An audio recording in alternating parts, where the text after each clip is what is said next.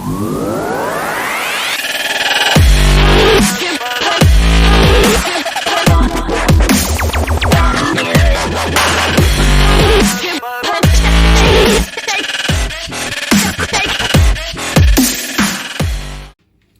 a bit of a quick video, this.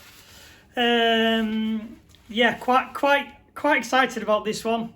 I purchased this item, bloody hell, probably a year ago. I've not seen it. I've only just had it dropped off today.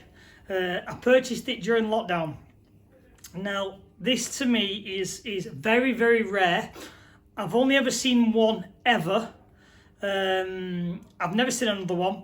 So let me turn it round and let me show you. But first, before I do that, I just want to say thank you to my good friend Col, who people might know. I know him as, I call him Maverick. He built this, and he's kind of sold up his bit of a collection, sold his car, and I jumped on this straight away as soon as I saw it for sale. So let me turn it round. This here is a Corsa B remote control car. It's got a full GSI kit on it. It's got a little intercool on it with a carbon splitter. It's even got a proper polished exhaust on it. Now, the car is based on Colin's car.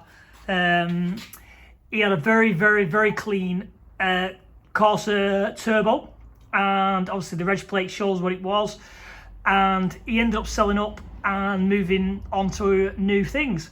But this was kind of in his collection, and this is what it's based on. Still got the Mark 1 Golf shell inside there, but that's what it's based on. So yeah, pretty cool item. Really chuffed to have it to my collection. I am going to paint it white. I'm going to try and 3D scan the wheels off the twin engine, the cab turbos, and 3D print them for the car. Paint it white, possibly put a little bit of a vent in the back window, a little bit of like vents in this window, and just make it so it kind of is an exact model of my car. But that's the base. Really, really chuffed to have it. Like I say, super rare.